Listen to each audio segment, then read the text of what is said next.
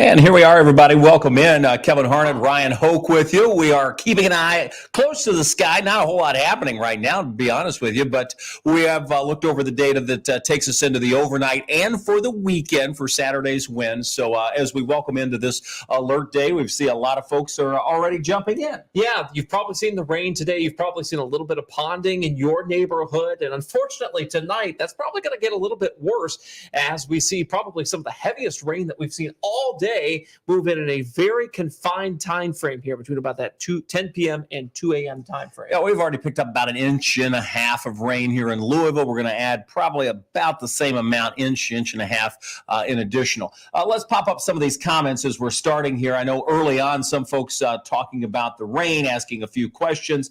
There's Henryville from Jenny. Thank you for watching. Glenda from Bardstown, my hometown down in Nelson County, saying the rain has stopped there for a few minutes, but she's sure it's not gone. And there's Tabitha saying road already flooded in Raywick. That's down in Marion County, Kentucky. So appreciate all the comments. For those that may be watching on our digital stream, the Wave Weather Now, you're not seeing the comments we're reading, but those appear on all of our social streams, whether that's the YouTube channel or it's also on Twitter and our Facebook pages. We try to be everywhere, and of course, we're live on our app and on Wave Weather Now as well, so that we can reach you regardless of how you see us. The only thing we're not live on is television right now, so that's why you've got to have the app or follow us on social media to get these exclusive live streams. Yeah, let me address Cindy's comment here. She said the wait time for it to start is goofy.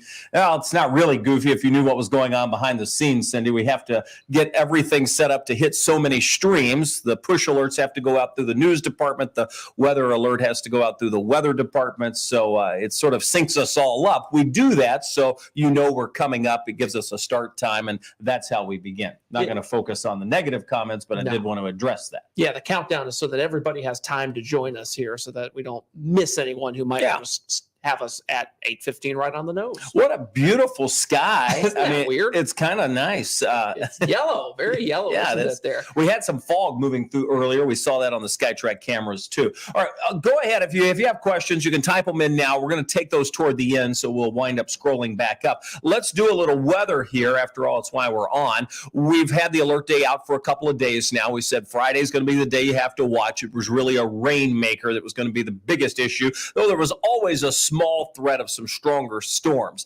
Everything's sort of lined up like that. It really is a rainmaker that's continuing with the alert day, and there is still a small chance for a few stronger storms. The rainmaker has already put down about 1 inch and a half of rain, depending on where you are. We're going to add to that. We'll somewhere hit in that range of 2 to 4 inches, which is what we've been saying all week, and that's the reason the flooding is likely, both in terms of flash flooding, depending on if you get it in a short amount of time, as Ryan mentioned, that's the rainfall rate, or if you are near the rivers that flood. The river flooding is a big deal too. And the trouble here is that we're going to have some of our heaviest rainfall during the overnight period here when it's really tough to see on the roads. It's Friday night. Folks want to be out visiting with friends. So be very careful. If you happen to see water in front of you, just assume that the road is flooded. You can't tell how deep it is. That's why we always say, turn around, don't drown. At night, that is especially true, and it could be deadly. And it happens every time.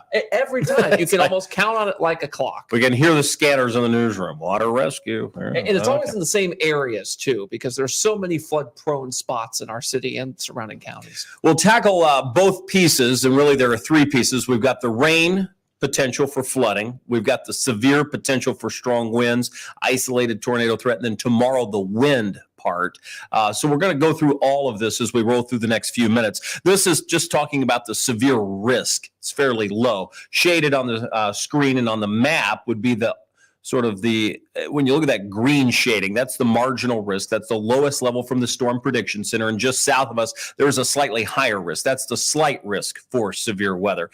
It is a little higher the farther south you go, and you go even farther south, it gets even higher because there's been more instability throughout the day today.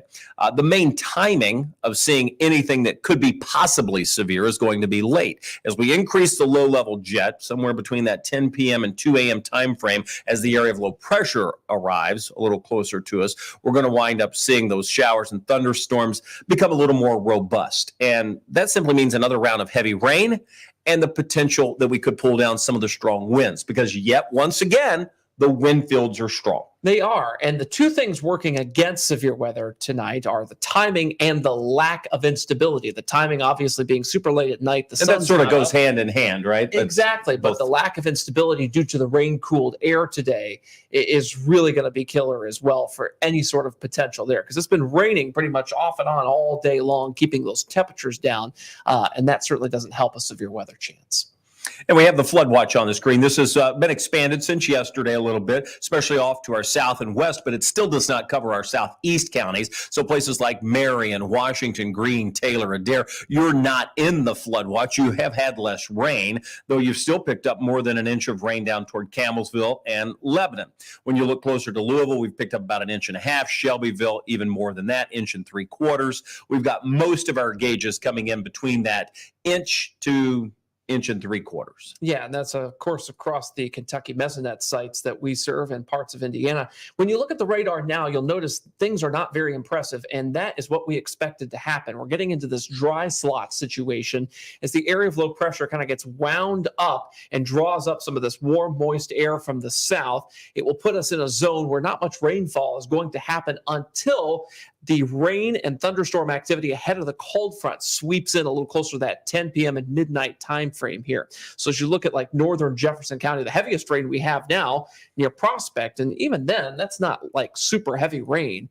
It is just some heavier showers pretty much moving through areas closer to Norton Commons on I-71 down toward, say, Zorn Avenue and Frankfurt Avenue as well. So as we zoom things out, this is where our source region is going to be for these storms that move through tonight, where you see all those warnings to our west. And the reason they have the warnings down to the south and west, again, that was the enhanced risk area. That is where they have had instability. The front moved closer. That provided the lift needed. And we saw these thunderstorms. You factor in the shear that's in the atmosphere. Some of them are rotating. If I take the imagery off, you can see not only the severe parts, which include the tornado watch, but several tornado warnings across western parts of Tennessee and on the border of Arkansas and Mississippi. But notice the flood warnings as well. So they have been efficient in producing some heavy rain.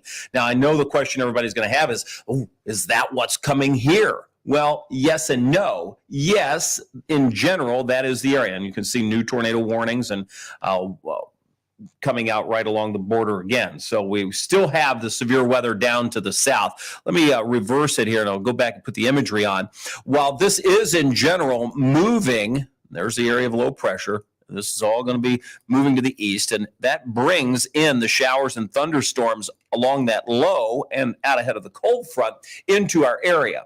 But as we pointed out, the timing is more in our favor. We're going to be deep into the night. By that point, it's 10, 11, midnight, 1, 2 o'clock as it moves across the viewing area. So they will be weakening in some form. Does that mean there is no chance of severe weather? No. No, and there's always at least a small chance of severe weather in a setup like this when you have weakening storms moving in. The biggest question is how fast are these things going to weaken? Will they weaken to a point where we see no severe weather around here? And a lot of the data is pointing to the fact that that may very well be the case. but we can't always trust that data verbatim, right? Because things happen in the atmosphere that the data may not be able to sense very well, very nuanced things. So that's why we're going to keep an eye on things tonight. You can always keep an eye on the Wave weather app as that line of storms moves on in. Yeah, if we have a break in overnight, we certainly will not. Like, this isn't a system. We're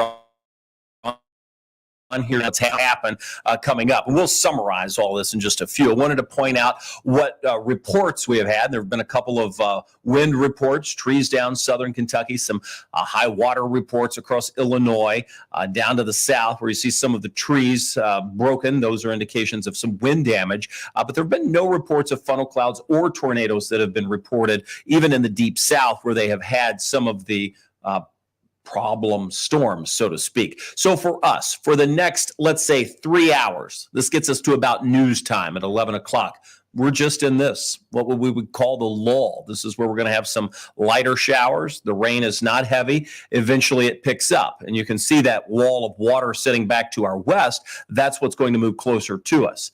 As far as the reports that we've been getting, and these come from viewers just like yourself, from MPing, you may have heard of it.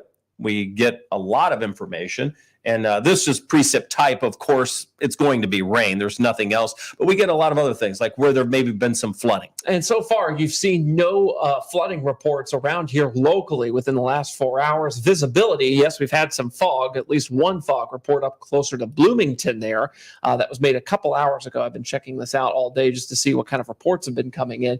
And by the way, if you ever want to make a report to this MPing program here, they've got an app, MPING. Just type that in. You can download it. If you have an app like Radar Scope, it's built in too. And we can show these now live on television. I think we're one of the first TV stations in the country to be able to pipe this in and show this to you on TV. It's so helpful during winter weather For sure. and severe weather. Those are kind of the two main purposes. And flooding, it comes in handy. If we were to start to see massive flooding start to take place, people start reporting that. We always say we can have the best radar on the planet. You can have the highest Doppler radar ever, but there's nothing better, and Tom used to say this all the time, than the ground truth. That's a set of eyes. And that's what we always need. We need the reports. All right, let's dive in. We've sort of gone through what's happening now. Let's look forward in terms of severe weather. We mentioned that we had the marginal risk covering much of us, the southern part, also in the slight risk. You can see as you go into southwest Kentucky, that's the enhanced risk area.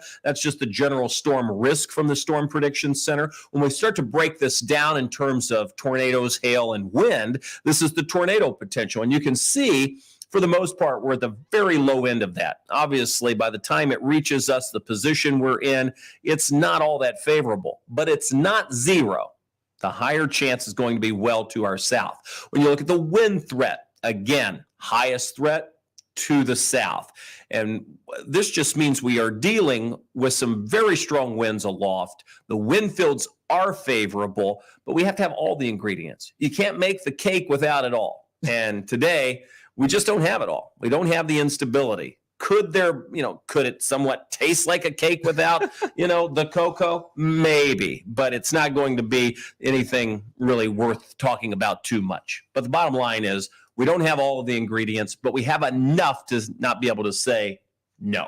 And the hail side of this doesn't look like a big starter either at this point, just because there's a lack of instability that we talked about. So we kind of boil all of this information down into what we think will be the main threats. They're as follows. It's mainly flooding here. There is a small chance we could see some wind gusts that are problematic in especially areas near Breckenridge and Grayson counties as these storms move in tonight and they're still weakening. That process may be still going on over a couple of those counties, especially like Crawford County and southern Indiana as well. And notice that hail and tornadoes are both a 1 out of 5. That's the lowest we can give it.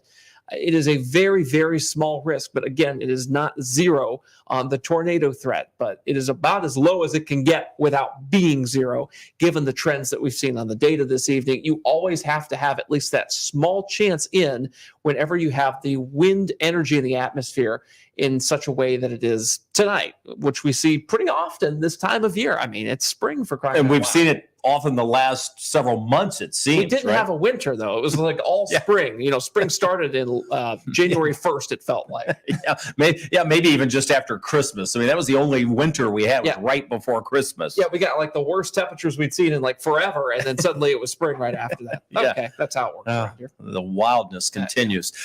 So we've sort of wrapped up the severe part. Understand what we're saying. We're going to have more rain moving in. There could be some areas that see flash flooding, depending on the rate of that rain as it moves in. It's not going to last long, but it will be there for those that experience it. It's not going to impact everybody. The river flooding will continue in places, especially to our north. The East Fork of the White River, the Muscatatuck, places near Seymour, Rivervale. You're in the zone to see rising waters over the next, I'd say, 48 to 72 hours. That takes us into early next week. So the waters will be higher. If you're prone to seeing that flooding along those tributaries, just know that they're going to continue to increase in the rise. And that is mainly across southern Indiana. For those with interest along the Ohio River, we stay just below the action stage. Yeah, the latest data on that, not quite as aggressive, just because the highest rainfall is going to occur in southern Indiana, and it's going to go into a different basin. So the Ohio is not going to ingest as much of this water as it could. And plus, river flooding on the Ohio takes a lot more effort from the atmosphere to produce.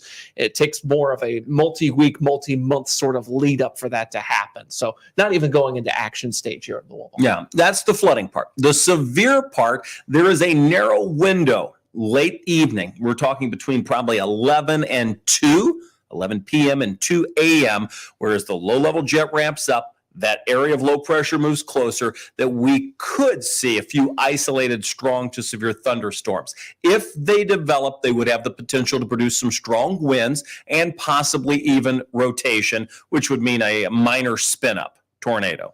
Okay, so that's the severe part. It's not a guarantee. Most places won't see it, can't rule it completely out.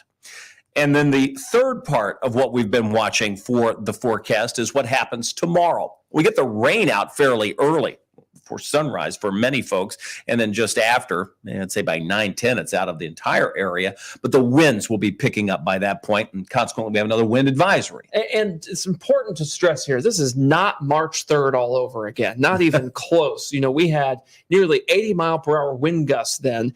This is 45 miles per hour. We can take this. It's not even an alert day as we head through tomorrow, but you'll note that those highest wind gusts will occur from about mid-morning through mid-afternoon. Technically, the wind advisory goes until 5 p.m. here. And I really do believe the peak winds will take place around, say, that 1, 2, 3 o'clock in the afternoon time frame and fall pretty quickly after that as some calmer weather starts to move in. And by the way, the second half of the weekend looks very pleasant here for our Sunday after we get through the winds of Saturday. And by the way, Saturday's temperature will start out in the 50s in the morning. We may fall into the upper 40s by the afternoon as this cold air behind this cold front that's moving through late tonight will finally kind of take hold. But it doesn't take long for it to warm back up into the 60s on Sunday. Yeah, Sunday is certainly the pick of the weekend, no doubt about it. All right, enough from us. We've gone over the three things we're watching: the potential flooding, both flash flooding and river flooding, the small potential for any severe weather, and then the wind for tomorrow, Sunday being the pick of the weekend. So okay, let's dive in. Let's start with Carmen here. She says, I need to go to my mom's with my kids if there will be tornadoes. Should I go? And at this point, it's such a very, very small tornado threat, and it's almost exclusively well southwest of Louisville that, you kind of gauge whether or not you want to take that chance or not personally. But at this point, I think it's such a small threat that it may not be something to be super concerned with. So that's what we can tell you about that at this point. Yeah, and hard to answer individual questions like that, right? Because it sort of depends on the person. It does. Like what is your aversion to risk? What situation are you in? Where do you live? If it's going to keep you up tonight, you're going to feel comfortable, go stay. But is the threat at all high? No, not at all. This wind has been quite crazy all year so far, says Christine. Yeah, Agreed. and we were talking about that last week or the week before, and it seems like we've had so much wind the last several years. Yes. It's just been a lot of wind. It's so true. Tammy hates storms because she lives in a mobile home, and that is a very healthy fear to have when you're in that situation there. Whenever there's a tornado warning and you're in a mobile home, you have to get to a building, a structure, just because even in straight line wind events, sometimes mobile homes can turn over, and that's just an unfortunate fact of what that is. They're just not the sturdiest, Oftentimes they're not even strapped down correctly, which is somewhat of a problem. Yes, it is. Ashley's asking, are the storms weakening as they approach? And the answer to that question is they're not weakening yet, but the strongest part's way to our south and west. So for us, what's moving our way is a heavy rainmaker. And that's frankly what we expect. Now, could there be an isolated severe storm within that would develop as the low-level jet increases later tonight? Yes. But for now, it's heavy rain moving in our direction. Luann asks a really good question. Is it supposed to warm up overnight for the storms, or is it going to stay as cool as it is now here in Carrollton at 48 degrees?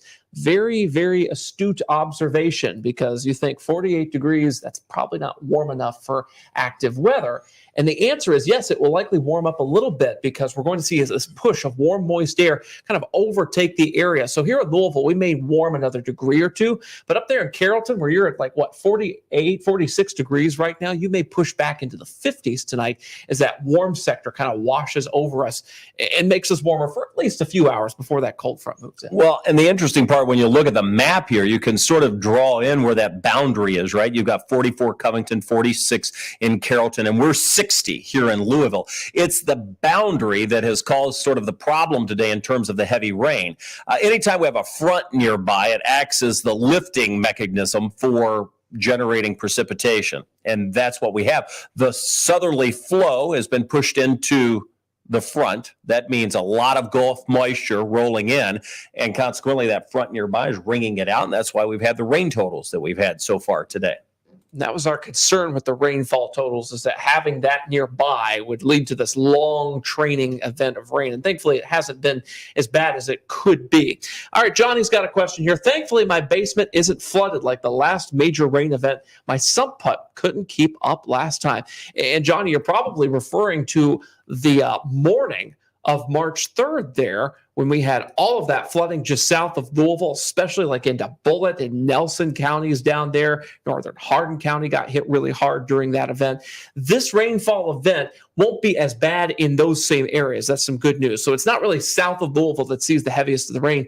This one is more of a southern Indiana, like near Seymour, near areas of Orange County, that would see likely the heaviest rainfall totals around here. So it's good that there's a displacement between where those two were, because getting hit twice in a month like that would be insanity. And thankfully, I don't think we're going to see that happen here.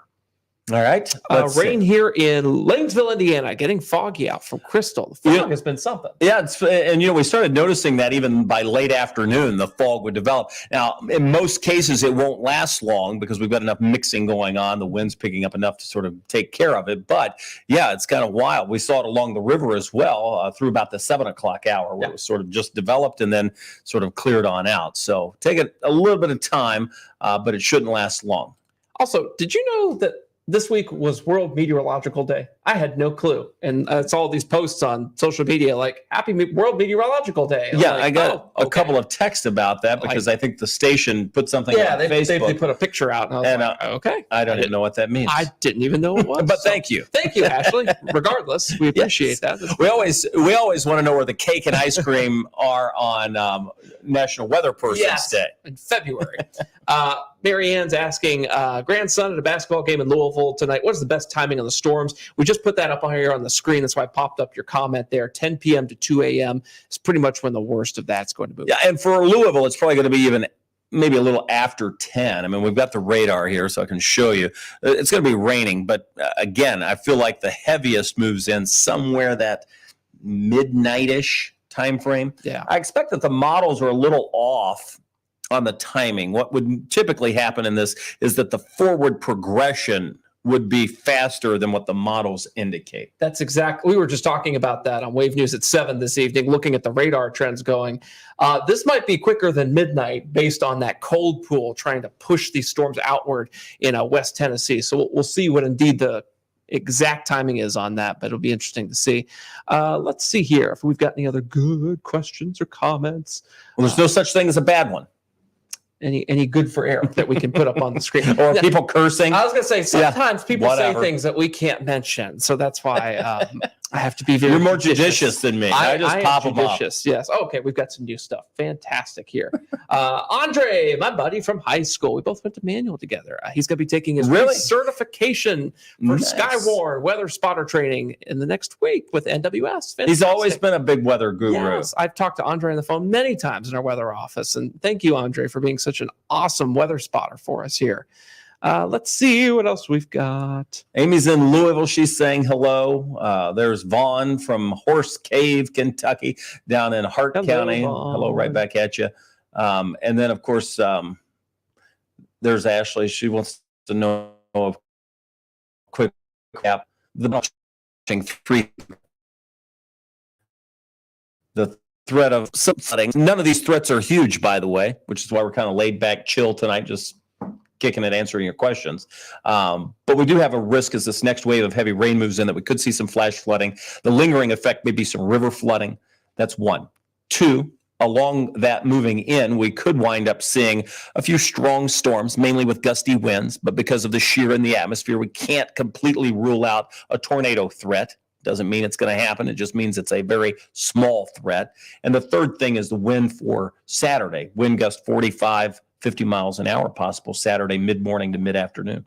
Tommy's got a suggestion. Go ahead and start charging your devices now, just in case. It wouldn't necessarily be the storms tonight that might take your power out. It might be just very isolated, sporadic power outages tomorrow in the wind that we might see, especially because you consider back on March 3rd, we had so many trees come down. There may be some branches that didn't make it all the way down. This might be the push that takes them down. Over the edge. Yeah, so we'll see how that works out for tomorrow here. Well, who knew? Last night we were sitting here.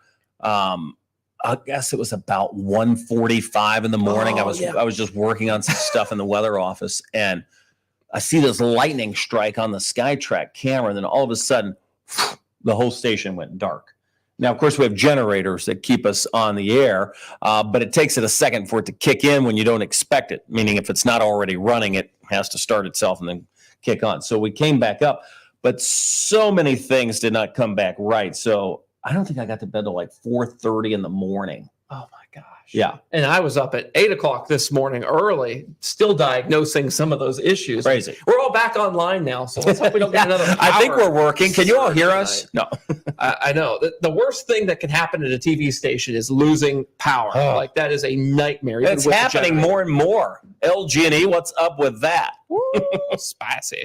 Let's see what else we got here. There's Boston. That's the original home of the Harned family. Oh, Boston, Kentucky. Hello. Donna, nice to have you here. Kim says she's tired of all this wind. I think we are too. Yeah, I'm ready for maybe here's my thinking on this. Like, we get it out of here. You know, we're busy during Derby season, and this year even more so with thunder. So maybe we're just getting it all out of here. And then by the time we hit the latter part of April, May, would that be nice? Just like sunny and 75. Is there any real wood in this studio to knock on? Because this might all be fiberboard. Let's hope that's the case. Yeah, I doubt it. Brendan's asking, will we see any thunder in Austin, Indiana? I think there's a pretty good chance a lot of us will see thunder tonight. That just kind of comes with the territory of what's moving in from the west here. Oh, goodness. There's a funny story that's in here I can't show because it's not very nice, but let's see. There's the lightning I wanted to show. Yes, there we go.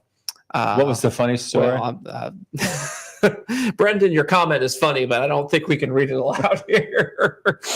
At least you didn't use any 4-letter words to describe it, so I'll give you that. You get props for that. Nancy says, thank you for being on here tonight. We appreciate you watching, Nancy. Whenever there's active weather or an alert day, we want to make sure that we're able to have a two-way conversation with you guys, our viewers, because we know you have a lot of questions. And television is such a one-way sort of situation, but this allows us to kind of ingest what you all are thinking and maybe, put your mind at ease for the evening. Yeah, no question. It helps, right? I mean, that's the whole, when we were talking about this the other day too, we think back like, 45, 50 years, the invention of the computer. And then all of a sudden it was the iPhone. And then it was, now we're like, are we even real here? Or is this just, artificial intelligence? Secretly, I am an AI chatbot. Right. Could be. At least maybe in 20 years I'll be. I don't just know. how wild and fast the technology changes. But why I mentioned all that is because we are able to do this. We can see what you're saying. When we're staring in the studio at all the television cameras, we have no idea what people are saying to us. Now, sometimes we don't necessarily want to hear it, but we can see what you're saying, and we're trying to answer your questions. Can you tell I didn't get any sleep? I was like, say, we get spicy Kevin Harned today. Yeah. I think this is my favorite Kevin Harned, is spicy Kevin Harned. Let's jump in. All right, what else we got? Come on, people. Ashley's talking about the tornado threat again. She said it'll be brief, right? And here's the deal. Yes, if anything were to happen, again, very tiny, minor chance, it would be extremely brief because everything's going to be falling apart as this moves in.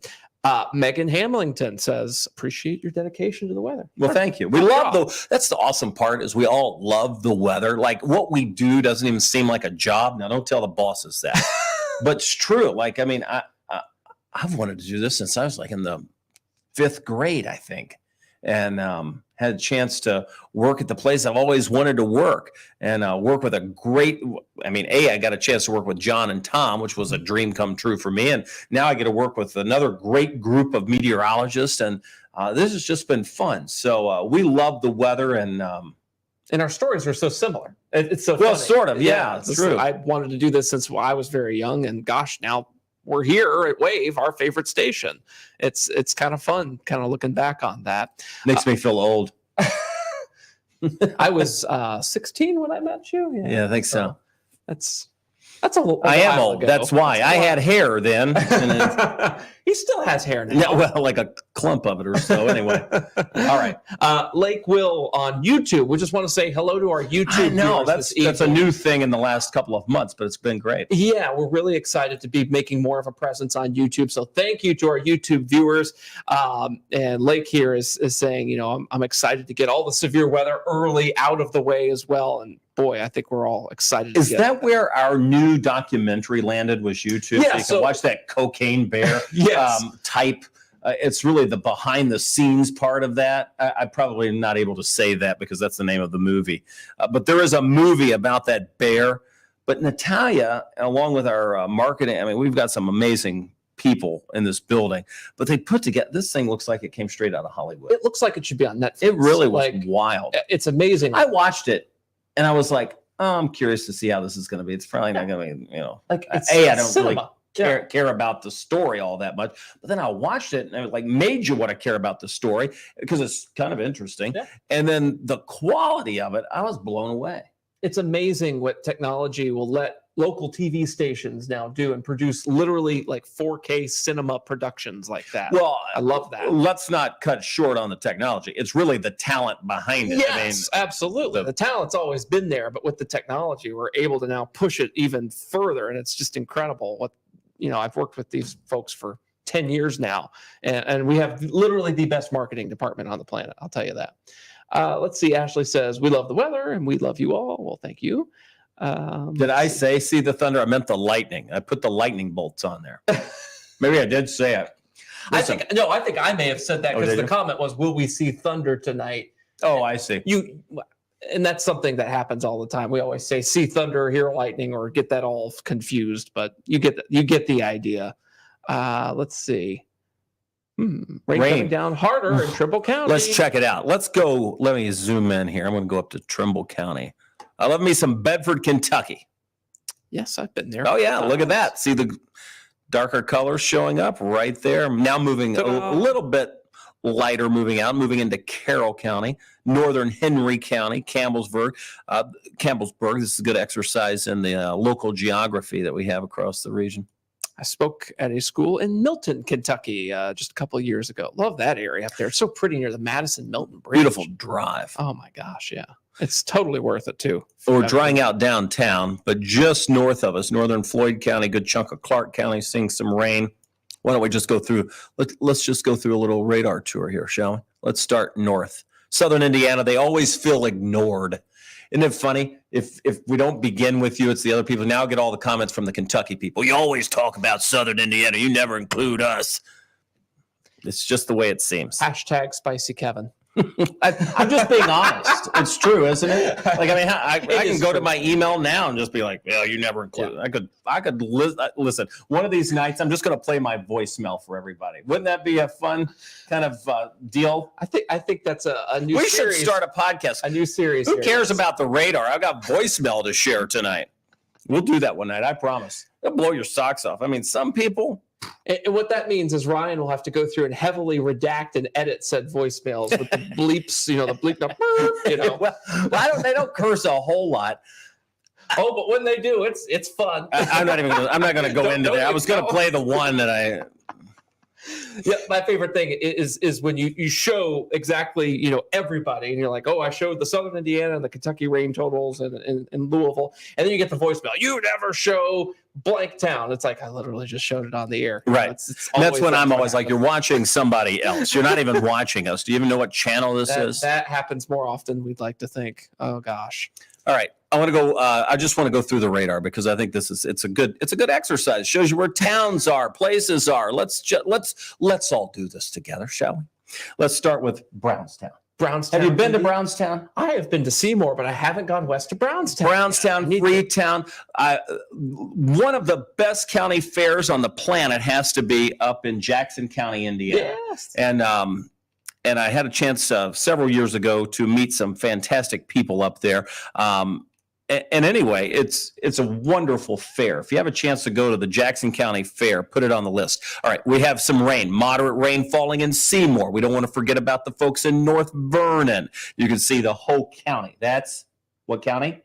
North Vernon is Jennings. Yes, it is. The county next to ready to mouth it to me because you thought I didn't know it. Well, I wanted to help you. The county next to Jennings County to the east. That is Ripley County. Yes, it is. And it used to be in the viewing area, but no longer is. Now, if we go on the other side of Jackson County, we get into a county we still cover, but technically, because of Indianapolis, it's not in the viewing area, but it's Lawrence County, Indiana. And that's where we find Bedford and Mitchell. Again, great places. Notice the heavier rain moving closer to those folks. Farther to the south, you get Paoli. That's Orange County. What a short season that was with the ski slopes this year. Huh? Yeah, because you had like a very narrow window to make snow, and if it didn't happen, then all right, I'm going to disagree with you because they had a much wider window to make snow, and they never made it, and I don't know why. Like, I'm curious. You should have done it in December. It was cold enough. I mean, I kept thinking, well, they're going to crank out some snow. Referencing, by the way, was December was kind of a blockbuster month for that. Finally, they made some, but they were open for like 20 days or something. Right. Rough go up there this year. All right. And then we get over into Washington County, nice little home and garden show we went to there years ago. That's Salem. You can see it pretty much dry there. So it's kind of hit and miss across southern Indiana. It's not this wall of rain. It's kind of like spotty rain that we're seeing right now. Do you have a favorite place in Scott County? Scott County, Indiana is Austin. I love Austin, Indiana. All right. It's a fun name to say because it sounds like a person's first name. And it's like, hello, Austin, Indiana. Yeah. And Bond, James Bond.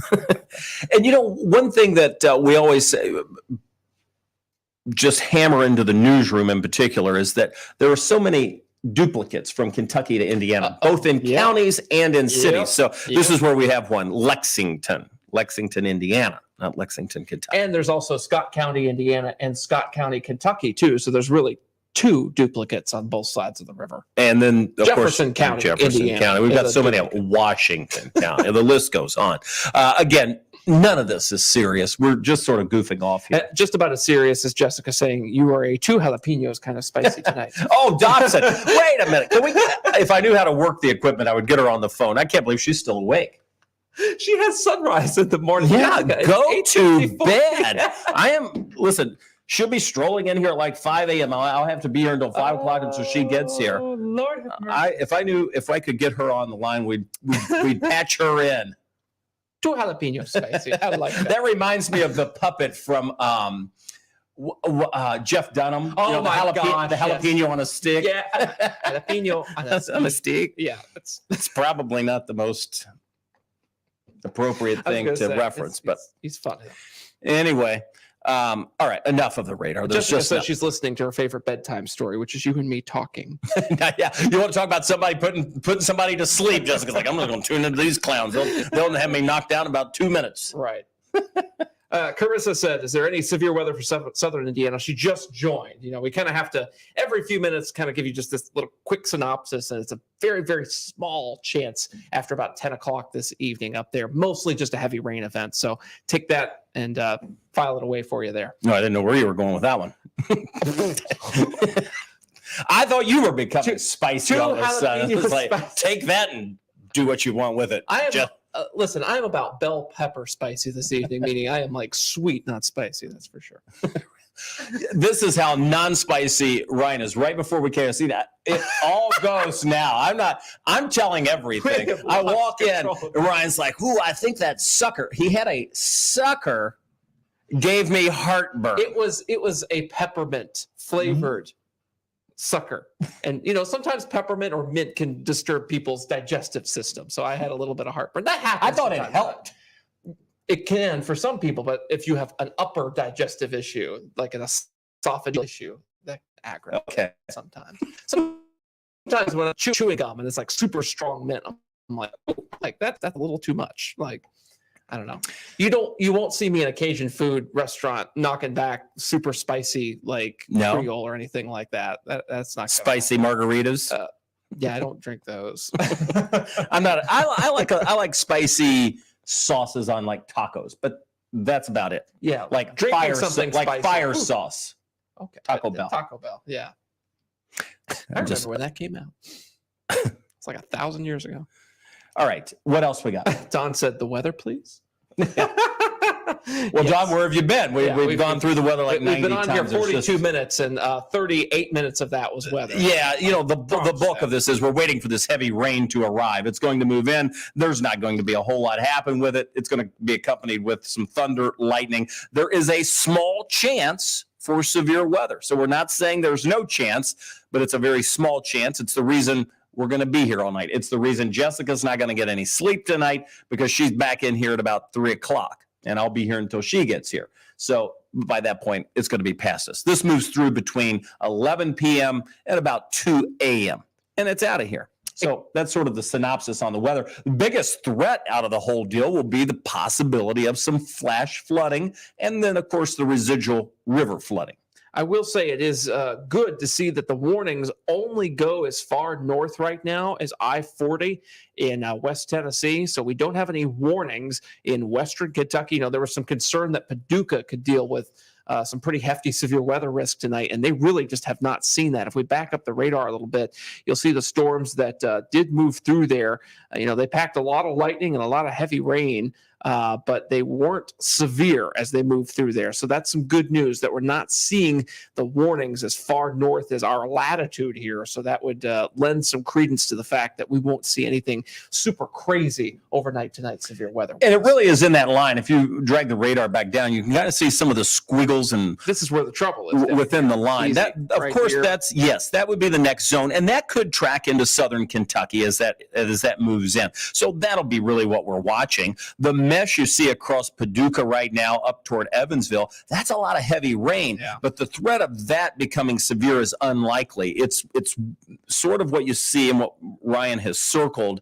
That zone right there would be the zone that we have to watch as it lifts off to the east and north, slight jog to the northeast. Yeah, I know a lot of Paducah's meteorologists today were kind of on edge about this setup, so it looks like they got spared. So some fantastic news out there for those folks, and I think that will at least translate into some better news for us. We'll continue to watch this, but boy, look at all those tornado warnings in Mississippi now. That's really stacking up down there. This is right just north of Greenville and near Yazoo City, which was the site of a very famous tornado back in 2011, and they had another one just a few years later as well. It was extremely destructive. That is a city that you would associate with tornado history down there because of what they have been through. So kind of tough to see that again in that vicinity.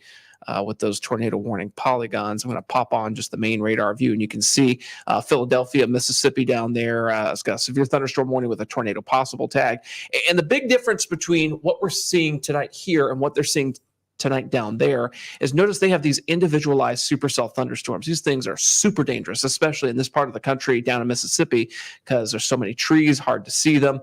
But they also have kind of these embedded supercell structures too, and even kind of like a quasi-linear sort of setup here with embedded supercell structures. It's not always the clean Great Plains, supercells like you're seeing down in Philadelphia, Mississippi. It's usually kind of a big clustered mess. Tough to pinpoint that exactly when it gets into a shield of rain. And certainly really if you're I was going to say, if you're out in it at night, bad deal. I was trying to punch up some of our sister stations from down there, but they are obviously on wall-to-wall coverage across a good chunk of northern half of Mississippi. Yeah, this will be moving into the Tupelo TV market here shortly. It looks like it's just outside the Jackson TV market. Meridian, which is one of our markets that Gray Television serves here, has that one tour possible tag on that severe thunderstorm warning. And then Memphis, which is another market that we would serve, looks like this is just south of their designated market areas. This storm is going to track more into the Tupelo and then eventually probably a little closer into the northwestern reaches, the Birmingham, and eventually into Huntsville and Nashville's market, it looks like here.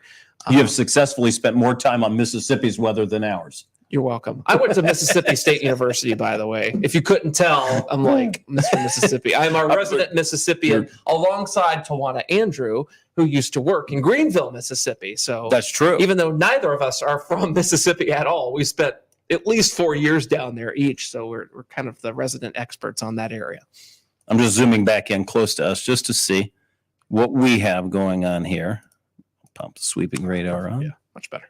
There we go. A little better reflectivity there as it pops back in. There we go. Yeah, for you folks at home, we can show the individual radar sites in super high resolution. That's what Kevin's popped on there. But we can show the national radar in much more kind of a coarse, kind of ugly way. But it allows us to at least cover the weather outside of our area, which is good. You'll have to control it. It just kicked me. Oh, here, I'm back in. Oh, you good? Yeah, I had some trouble with that earlier. Kicked me out. This is not the first time I've been kicked out of somewhere. Oh, my. 2 jalapenos. All right, there's the radar. I got it back up in front of me here. See it. All right. And that is that's heavy rain moving into the western parts of the viewing area. So that's going to be pretty much right on time. It's 9 o'clock. That's moving across southwest Indiana from Evansville back toward Owensboro, Paducah. That heavy shield of rain will be moving into the western part of our viewing area probably before 10 o'clock and then arriving here probably around 11-ish. Ashley brings up a good point, and this takes me back 10 years plus. She says, I like how you all are goofing off. It relaxes me a little. And there's actually a little bit of seriousness in that because during the April 27th, 2011 outbreak down in Alabama and Mississippi, they did studies after that, in the years after, and they found that the tone and the mood of the meteorologist on TV made the difference in people seeking shelter and not seeking shelter. They were able to ascertain that the meteorologists were in a different sort of mood and mindset than usual. They were able to detect that through a lot of nonverbal cues and how things were phrased.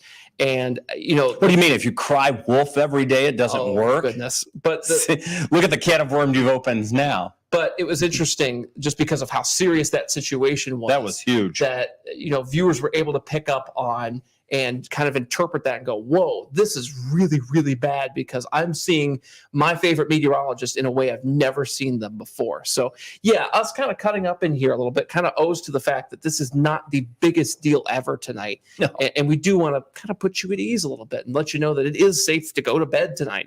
As always, have the Wave Weather app and NOAA Weather Radio in alert mode. I mean, you should have that every night, right? But this is not the end of the world right here. I say it all the time in the weather office. It's just TV weather. It's just TV weather. Let's have fun.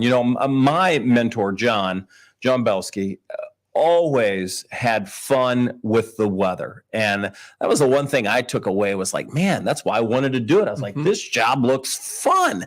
And you have to be able to have fun with it. Obviously, we're going to be serious when we have to be serious. We don't want to see any flooding. It could happen. We don't want to see severe weather. It could happen. The chances for both of those are fairly low tonight. Doesn't mean it's zero. I keep saying that, but it doesn't mean it's a huge chance. And so obviously, if things were to change, you're going to hear our tones change. But for now, we just have some heavy rain moving in. I think we're going to be okay. Derek's asking a good question here. Which way are the storms moving? So like if you're trying to track these on the Wave Weather app, where should you be looking? And it's kind of like east, northeast. So there's kind of a northeastern component in there. But most of this is tracking kind of due east. And you can see it right here. There's, it's moving from basically Evansville towards, say, just south of Paoli. If you were to draw a straight line, that's kind of your trajectory, your line, your track, if you will. I want you to pay attention to the yellow color on the radar. Watch how it expands as we go through time. So what this tells us by looking at the radar, much like a doctor would read an x-ray, we can read a radar. The low-level jet is increasing. We're getting more lift. We're expanding the shield of precipitation. It's going to get heavier. Okay, so the rain and the rainfall rate will continue to increase. This is that heavy rain that we talked about that we projected would happen around midnight. It's going to be a little earlier than that just based on the forward motion, but that's what's happening in the atmosphere. Right. So low-level jet only happens after the sun goes down because you don't have the heat from the ground trying to rise and block it. So it's allowed to just kind of go on through, and that's basically a jet of fast winds about, say, 5,000 feet off the ground. That's what still is called the low levels of the atmosphere, or for you nerds out there, 850 millibars.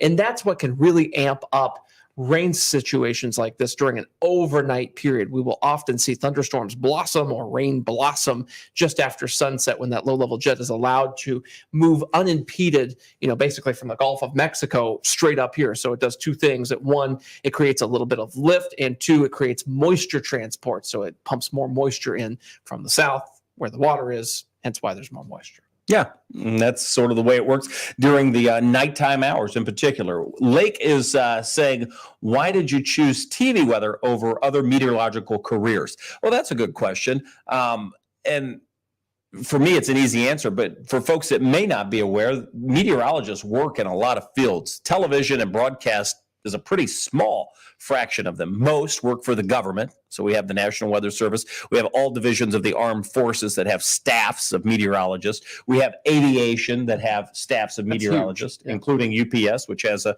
team of meteorologists here in Louisville. We have commodities, places that whether that's agriculture or maybe places like Walmart, Macy's, places to need to know, do we need to stock up on salt? Do we need to have more gloves this winter? Places that would need that. And then, of course, we have electrical companies that buy and sell energy. That's important. That's another one. But for me, I chose TV weather because it looked fun.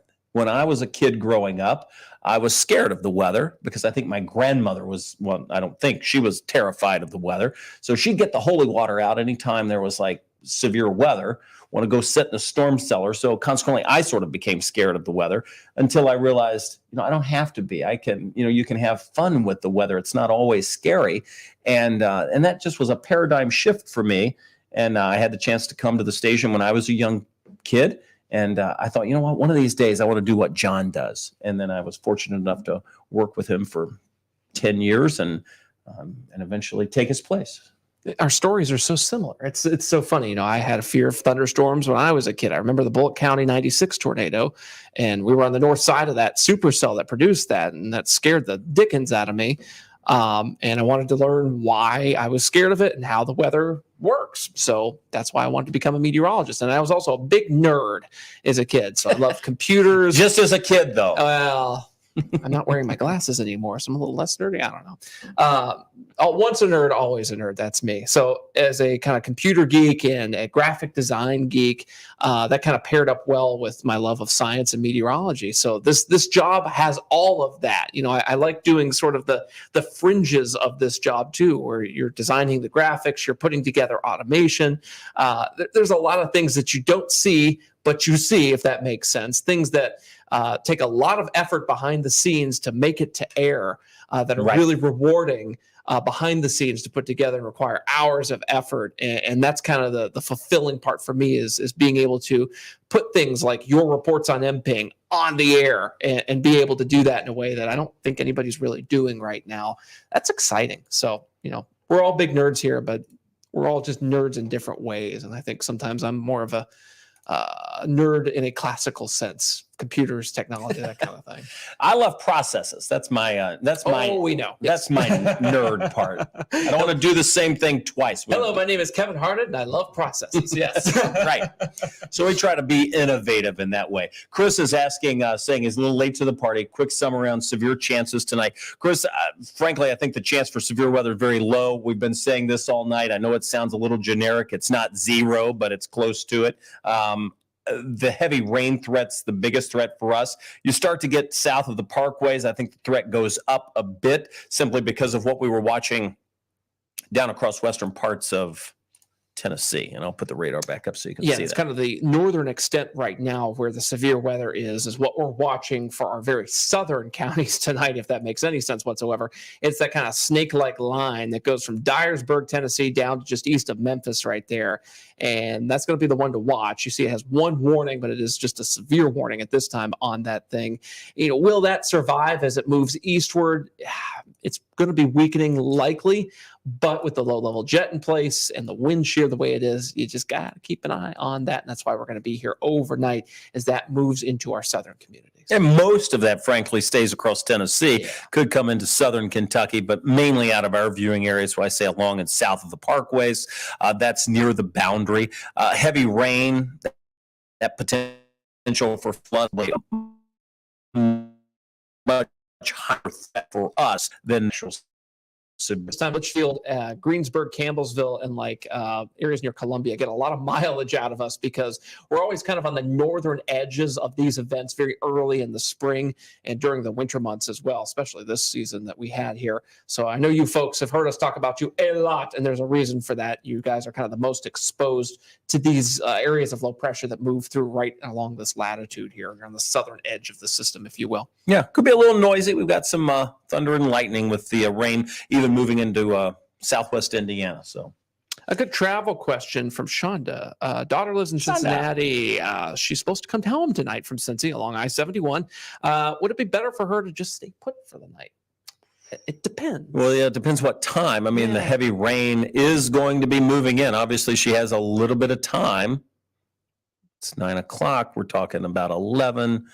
It depends on the timing, I guess. You wouldn't want to get caught in real heavy rain, but if you take it slow, it may just take you a little longer. That's a sort of a personal thing, how comfortable you are driving at night with rain. Yep. If it were me, I think I could get here or get there within the next 2 hours. And you have to factor in, too, it's I-71, which is probably one of the crazier interstates in our area because of the bends and the turns and the hills and all of that, especially through Gallup, Carroll County. The deer. So, everybody kind of has to decide for themselves what they want to do on that. Blake says, very interesting answers to our prior discussion about why we got into weather. Appreciate that. Well, we're coming up at 9:15. We appreciate everybody jumping on. If anybody has any final questions, we'll take that. I do want to go over the latest data coming up before the 11 o'clock show, and I'm going to do a couple of updates in the studio just at 10 o'clock. Yes. So if there are no other questions, we'll just wrap it up by saying we're watching for the potential for flooding. That's the highest part of the list. The other part would be we will keep an eye on things for any strong winds that may develop with the storms. Right now, it's mainly a flash flooding issue, and that's not going to happen everywhere. And then that'll be followed tomorrow by the gusty winds. And those winds could reach up to 45 miles per hour. But again, those are not thunderstorms we see tomorrow. That's just regular old gradient winds we see late morning through about early afternoon. So if you've got empty garbage cans, patio furniture that's not secure, you know the drill. Just make sure it's not going to fly anywhere. It's not going to be like March 3rd, not even close. Well, And did you see the Nulu Bachfest is going on? Yes, with the goats. That's fun. And then, That's of course, we have all folks in town for the NCAA regionals. Mhm. Yeah, Jessica is racing with the, well, she has a goat. So you race together Right. and then against another person. That is always so much fun to watch. Her goat's name is Chocolate Chip. Oh, that's so sweet. She didn't tell me her goat's name yet. Okay. Oh, she didn't? I didn't know that. That's Yep. great. I think she named it. Oh, of course. Yeah, you have to name the goat Yeah. in order to be in the race. That makes sense. So anyway, cute little goat. I don't know how the thing runs, but I guess we'll figure it out tomorrow. It runs like a chocolate chip. However, a chocolate chip I'd be like, there's a goat and milk all in one thing. Chocolate chip. and goat milk. Perfect. Okay. All right, we're going to wrap it up. Appreciate everybody jumping on. We will see you back here, hopefully not later tonight, but if we need to be, we will be, because we'll be here to keep you safe. Meanwhile, remember, don't drive through flooded waters, turn around, don't drown, and don't play near the flooded creeks and streams. I was guilty of that as a kid. Because they're gross. Well, Bacteria. they're gross and they can cause problems. There's So that we'll be back if we need to be. Meanwhile, hope you have a great, great weekend. See you guys.